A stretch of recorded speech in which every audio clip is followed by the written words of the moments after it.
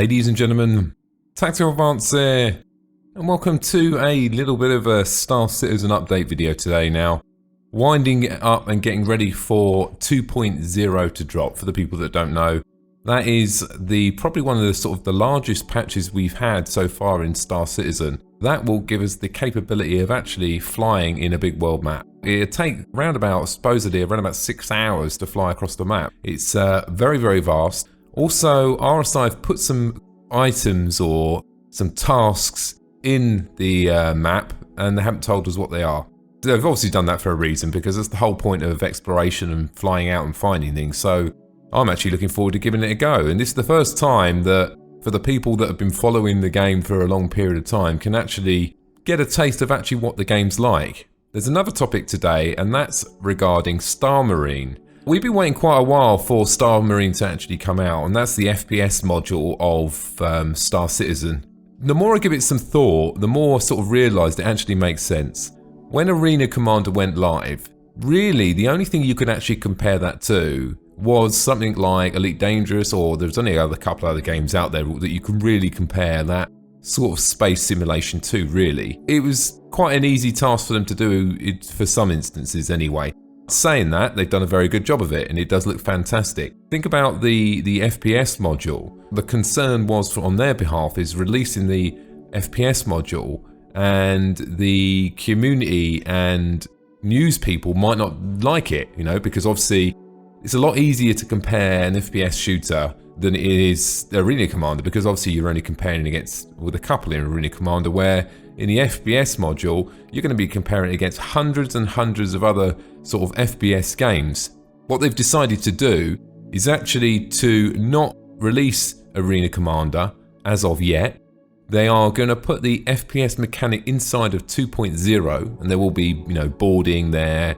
There will be times where you can fire your gun and experience the FPS aspect of it. Why have they done this? I mean, it could be for one or two reasons. The first reason is Star Marine, or the FPS module, is just not ready, right? And that's probably a good possibility. But if it was actually me, I would actually probably not ship the FPS module out and incorporate it in 2.0. And the reason is because if it goes live in 2.0, if you're running around with the gun and you say, oh, this doesn't feel right, the sway doesn't feel right, then what it does is it gives RSI the ability to get the feedback and then to make sure on the launch of Star Marine or the FPS module, it's not a disappointment, and it sort of manages everyone's expectations. So it's a good plan, and I think I'm more inclined to say that's more likely going to be the reason why the sort of change in direction on how the rollout was going to work, because originally we were going to see the Arena Commander, the FPS aspect of it, where now we're seeing 2.0. For me, I'll rather see 2.0, there's no doubt about it. So we're going to have quite a few ships in 2.0. A multi-cruise ship, which is the Constellation. Anyone, no matter what variant of Constellation you have, you will get a Constellation in 2.0. For the people that actually have sort of bigger ships, rather than them actually waiting till their ship comes into 2.0, is going to be giving them a Constellation for the temporary period. Now that makes sense as well, because if you're just relying on the audience who have the Constellations to do the testing, that's not really going to help you out. What you need a massive amount of people to put the servers under load, scrutinize, give feedback, go to the bug report the bugs. So it makes total sense to me. So how are they going to be rolling 2.0 out? They're actually going to be rolling it out onto the test server first of all, rather than just allocate it to the first 1,000, 2,000 people that have backed the game, because that doesn't necessarily work out quite well, because the first 1,000 or 2,000 people that have backed the game might not actually be active, so sort of defeats the object of the testing process. So they're going to replicate what they've done in the past, because they found that did well.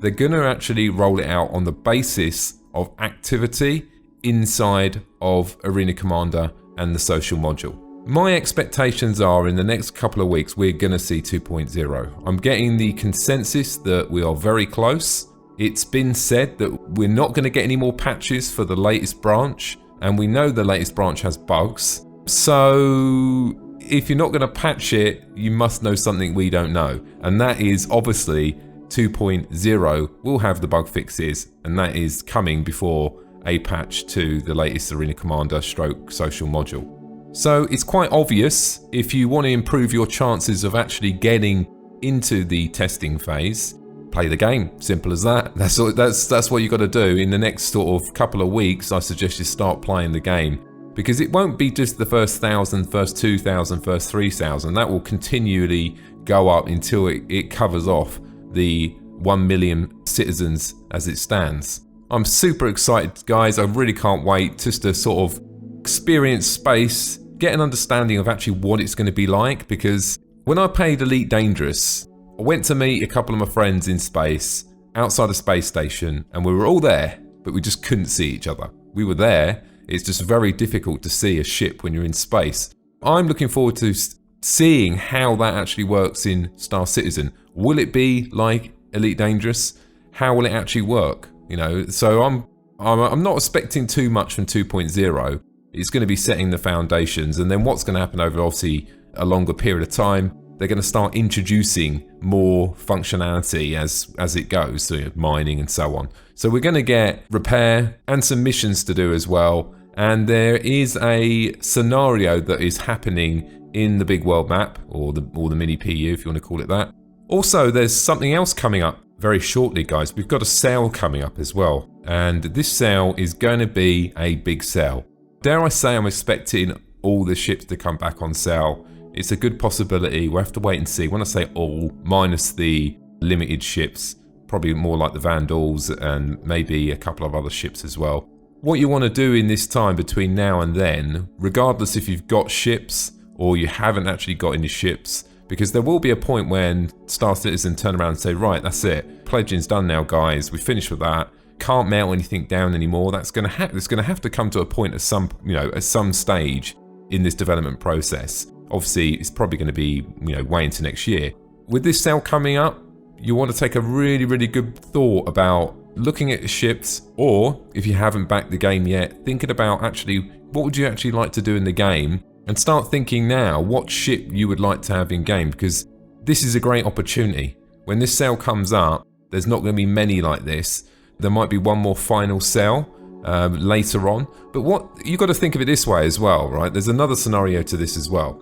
The ship sales are based on the population of the RSI site. So 1 million users, they're calculating how many ships they want there to be in the persistent universe as it stands with 1 million people. And that's why some of the ships came on sale with a limited amount of number, because obviously we don't want to go into the persistent universe and there's just hundreds and hundreds of Idrises on day one, or hundreds and hundreds of 890s. So limiting them sort of ships to the base of what they currently have is exactly what they're doing. So I'm seeing this as an opportunity. I'm looking at my ships now and thinking, do I want to swap any out? So that's it from me, guys. So just a bit of a rundown to sort of get you all hyped up and prepared for what's coming. Obviously, I'm going to be making videos on it. I'm really, really looking forward to it.